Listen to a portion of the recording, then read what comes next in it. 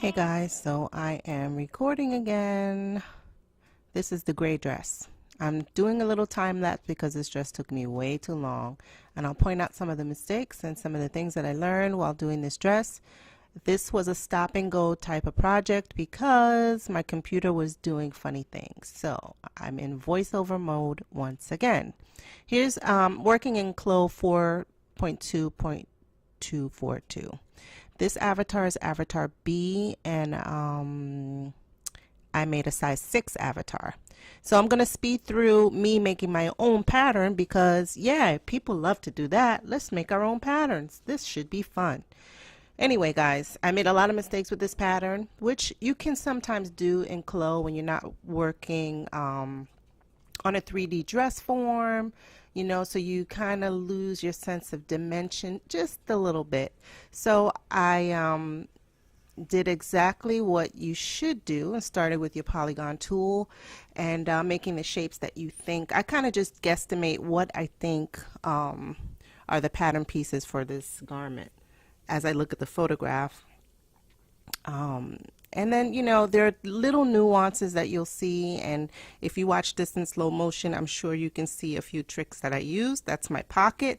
We will talk about that pocket because that pocket did not make the final cut.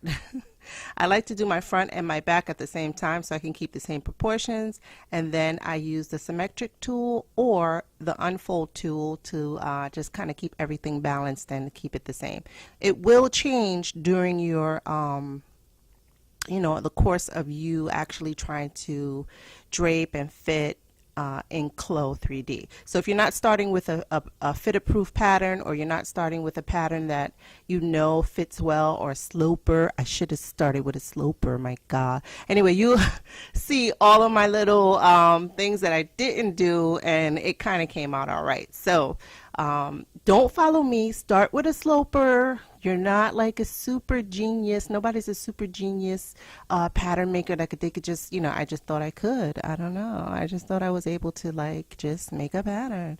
No. So you're going to see that I did struggle a little bit with the fit. Some of the things I kind of had to delete and move on from and kind of just go ahead and say, okay, I dropped the ball on that.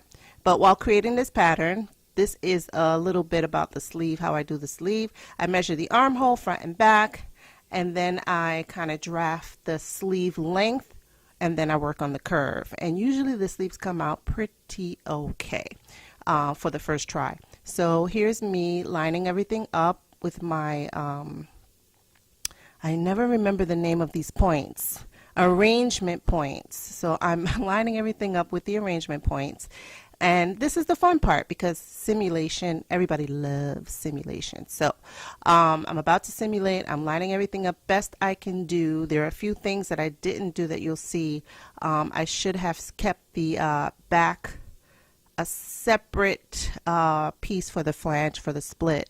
But you know, I'm thinking like a sewing pattern. You just fold it back and you know, you tack it, you sew it this way. So you're going to see me do a few different things as I'm sewing this garment together, and then I simulate. But I always forget the shoulder, but this time I didn't. This time I got that shoulder first before I simulate it. For some reason, like I'll sew the whole entire garment, but I will not sew the shoulders. So I'm learning, guys. This is just me practicing, getting my workflow down. So sewing in the 3D window, I don't do as much. Only if there's something that's like really small. I like the ability to see everything in flat first and then 3D. So I'm not one of those people that you know, live or die by 3D sewing, but it's great and it is useful. So here it goes. We're going to simulate in just a minute. This was something that made me struggle, the pocket and the front overlap. Okay, the front overlap was okay, but the pocket, see, I didn't do the back. You know, guys, I mean, really, I didn't do any of the seams in the back. Like, who expects the garment to actually go on? So now, look at this thing. Oh my God. Oh my God. It's too tight. She's telling me she cannot breathe. She cannot walk. The pockets are on the outside, and then I go ADD on you guys and start focusing on the split. For some reason, nothing else is bothering me except the split. But I digress. It's going to get a little bit better. There's something wrong with my computer, so I might have to cut this off and jump to another time frame where I have progressed a little bit with this pattern. Do you notice anything about the back? I'm gonna tell you a little secret about it by the end of this video. If anybody can tell what's wrong with the back, I make myself laugh so much. Way too tight on the bust. So this is a work in progress. I try to move things around and try to see how it fits, and I can't understand why is there a bump at the back. Why? I'm trying to fix it, but there's something missing on my pattern. Anyway, guys, you will see what that is further down the line. But yeah, so the sleeve came out okay, but there's a lot of cap height, so I take some of that out, but I'm still trying to fix the back. I don't know. So guys, this is me doing my best at drafting and draping my own pattern in Clo. It is not easy if you don't have a block or don't have a slope or don't have something to copy to get your proportions right. You will spend a lot of time just trying to get it right and drape it on the form, on the 3D form. So now I'm getting into the collar and the sleeve, and then I am moving on. So let's see what happens next. Still trying to fix the back. Can't figure it out. I don't know what it is, but I do know what it is. So this is me doing the pockets. Now, I am no expert at making pockets stay on the inside of a garment. So I sew them together and they look really nice, but they're on the outside of the garment and I don't know how to get them to go to the inside. So we'll see. I struggle a little bit with that. I do get it in to the, you know, to the inside of the garment, but she did come out all right. Okay, ladies and gentlemen, the tweed dress, tailored dress, she looks good. But her story is not over. The back came out wonderful. I did finally fix it. And then she's got a nice bow on the side, which gave me hell. So here, I put the fabric in. Still something wrong with the back. Still got those pockets hanging out. Fix the sleeve a little bit. And the front overlap, the flap, is looking good. But it does not stay folded. So I was having a big issue trying to get it to stay folded. But what I realized is that when you look at the photograph, I do not have the over bust. The double breasted is not high enough. So I really should have picked it up to about there, but instead I have it underneath the bust, which is not a good idea because there's just too much fullness there in order for it to lay flat. It needs some place that it can actually roll. So that was a mistake that I made with the dress, but she comes out all right. I finally figured that out at the end, and I end up making it lower and wider. So here's me just struggling along, trying to see what's the matter with this baby right here. But yeah, so guys, it was a fun experience. I got to use all of my skills and my learning how to do a fold, learning how to do a bow. Yes, I am learning this software. I've only been using it for a year, and I think in the past 3 or 4 months is the most I've ever used it. I'm learning how to make real world patterns, and so everything you see is based on pattern making. So like even getting something to lay flat, I would struggle with it because I want the actual pattern to be able to do the same thing. So my goal is to actually make patterns that can be made. I'm building up a library, and you'll see some garments on my website that are actually made from these Clo 3D patterns, which is really great. I mean, I think it's an awesome tool. There are a lot of things that they need to work out and work on. I hope they don't lose customers, but it's a really great tool, and I'll be looking for the updates and letting you guys know about that. So here am I playing with the the aesthetic of the skirt. Is it a straight skirt? Is it a peg skirt? Listen, I took entirely too long with this dress. All for you guys. So anyway, so here is me just manipulating the pattern pieces, and then here comes me and this bow. Let me tell you guys, I do not know how to make a bow. I'm going to do a video specifically on bow making because this drove me up the wall. There are tutorials all over the internet. I have yet to actually do it step by step following the video, but I'm going to do that because I shouldn't be so hard to like make a bow. I give up at the end, actually.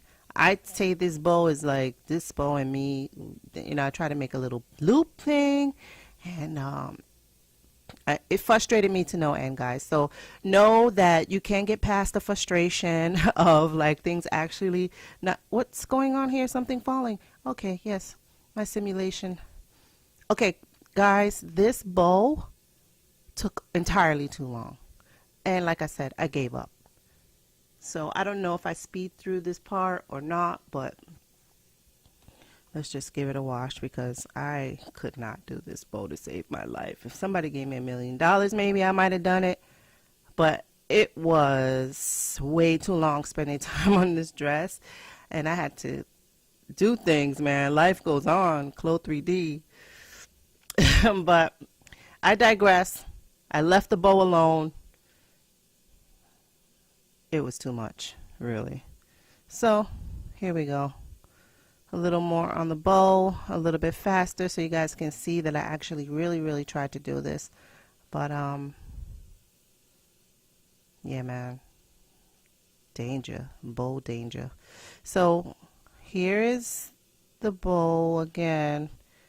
I think I'm going to cut this part out. It's kind of funny to watch though, but it's making my video way too long. So here she is. I left the bow, got the collar fixed, changing some proportions, taking some photos. She's cute. She's cute, but she's not there yet because she's still got that problem at the back. I haven't figured it out yet, but the front looks nice. We'll take some pictures and we'll actually do a little bit of a turntable for you guys so you can see. We'll take the avatar out and we'll do a little bit of a turntable, and that's what you saw previously. Yes, so the pleat at the back. So I did a lot with it, but I have to delete one side so that it looks uniform. So anyway, so now here I am rendering again. This has to be about the third take on this skirt. So watch carefully, guys, as I go through the animation process, which is another headache because 4.2 has a lot of glitches. So I went through this thing and I was like, wow, the collar just stood up by itself and did not fold as it did so nicely in the still photo. So this is why I like simulation, because you can actually see what is this dress doing. So I still have that funny bump in the back, and in the front it's not completely symmetric. So that's why I like the animation, because you can kind of see your flaws in movement, and then you can know what to go back and fix. So instead of lifting the center front up, I actually made it come down more. So I made it bigger. Yeah, this is me trying to get everything back onto the avatar. So I really, you know, hope that they fix a lot of these glitches, a lot of these things that you have to like remember and do just to reset your garment. Like it doesn't automatically reset all the time. Even when you hit arrange 3D patterns, sometimes 2D is better, because you can just go ahead and like rearrange them. Sometimes not everything is following the arrangement points. Even if you do all of your arrangement points, if you simulate, sometimes things do not go the same direction, or they come out 2D instead of 3D. So I hope they fix a lot of these little glitches. 5.0 is a lot better, but there's no simulation and there's no animation. Well, simulated animation, I'll say. So I'm using 4.2 for the dress. But photo wise, guys, 5.0 is the best photo wise. When you're taking pictures of still pictures of your garment, use 5.0. So yeah, man, still don't know what's wrong with the back. Couldn't figure it out. Well, I'll tell you guys, there's no dart in the back. Now I'm messing around with this pocket. I end up deleting it and sewing the inside lining to the skirt because the pocket keeps rolling out. Now I'm gonna figure it out and how to make that stop, and I'm gonna make a video for you guys. What helps me is to overlay the skirt, pull it through. Sometimes if you get rid of the avatar, you can go and like pull the pockets inside and freeze them. But for some reason I didn't think about that at this time. I was too busy worried about all these little drag lines and bumps, and I still didn't figure out that, hey, there's no dart at the back. How do you have a princess seam into a straight edge bottom? You managed to sew it, but there's nothing to hold the shape. So I finally figured out later on that I need a dart. So I got rid of the pocket, added the dart, and that's it. So okay, so in an effort to spare you the drama, you can see the pockets are gone, and I added the dart, changed the sleeve a little bit, and I lowered the front neck and increased the curve of the neck roll and the center front lapel roll. So I made them roll out more instead of lifting them up, which I should have lifted them up to be more like the dress. But at this point, I was not focused on being exact. I was focused on getting a good pattern simulated. So I took some of that back neck off the collar because I made it really big so I can get the roll, and then I could figure out where it needs to be. So another fix for that is to decrease the back neck. If you're having problem with rolling back collars, usually if your back neck is too big, then you should make it smaller, so it can like act as a collar stand and kind of like sit more up on the neck, and that will help it to roll a little bit better. So that's the bow, that's the back. So I'm just making little fine-tune adjustments now that I figured out like what this pattern needed in order to, be functional. So there was a lot going on with that pocket and that bow, and that I learned a lot from this dress. Girl, you're good. So yeah, so it's best to connect the lapel roll and the collar roll. If you can make those lines match up, that will help your simulation roll a little bit better. So here I am taking some more photos. You'll see those at the end, just to see how she looks and if she's looking balanced. She's looking a little bit like the dress. I didn't do a shoulder pad, which on second try of this dress, which I will do it again. I will just modify this pattern a little bit better, and I'll put some shoulder pads in there, and I will raise up that front. So whenever I do a pose in 4.2, it does this magical jumping thing, which I have no idea what it is. So make sure you turn off the simulation before you do your render. You get that error message every time. So now she's looking good. All right, so let's try a little bit of the turntable simulation, which I like those just to get front, side, and back. I usually simulate without background because I like to do my own backgrounds and sometimes put text in the back, and it looks good on video with no background. It's just like she's standing out in the black, or so I kind of like it without any background. So that's what I have here. So you'll see those 4 pictures. You saw them earlier in the video, and you could just hide the avatar, and then you can do your turntable, and it's all set up in your image settings, in your render settings, and then you can put the avatar back in. And I put her in this simulation pose because I want to try another animation. Like I said, I like to see how things walk and move, and I think the pattern is pretty good. I will modify it, and I will true the pattern, because right now left side and right side is not exact, but I will also put this pattern into Optitext and do a Optitext 3D.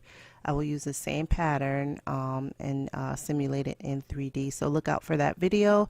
If you stayed this long, then that's good news. Let's try the simulation. I ended up stopping in the middle of the simulation because her clothes were coming off because of a glitch that's in the 4.2.242, and my computer was like not having simulation. Okay, it was like, what, you trying to simulate? I thought all that was over. Yes, 5.0 is no simulation, but I hope when they bring it back they take out some of these bugs, because we need to see how these garments move. I don't believe that they took it out, so I stop in the middle of the simulation and I in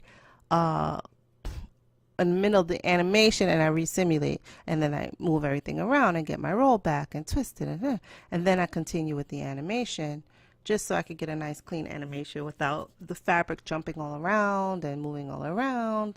So there's something else that I like to do with the simulation. I like to stop the poses like mid walk and save that as my image file. So it's kind of like a catwalk image, which is really cute for presentations, and you can see the garment, you know, moving in action. You can see it, you know, animated, but still. So you'll see some of those at the end of the video, how I stop and start. Let's just take a look at that while this renders. And let's start from, hey, look at that, I hate that. Anyway, so this is it. She's moving super fast, but that's not how fast she can go. You can actually slow her down in this window too. So there's a little button at the bottom that you can slow her down. So this is the real time of the animation, 30 frames per second. Rendered out the video and saved it. And then I go through and do a little bit of rendering from the animation set, and then I can render out actual animated poses, her walking, you know, her arms bent, just little things. So that's it, guys. I'm glad you stuck around. I tried to make this short videos. I promise not to do videos longer than 20 minutes. But there's a lot to see in this video because it's, you know, time lapse, so you can rewatch it, or you can wait for the update. I hope you like it, guys. Thanks for visiting my channel. Talk to you later. No darts at the back. Come on. What are we doing here? Anyway, guys, I enjoy making these videos a lot, so you'll see more. The Fashion Tech. Talk to you later.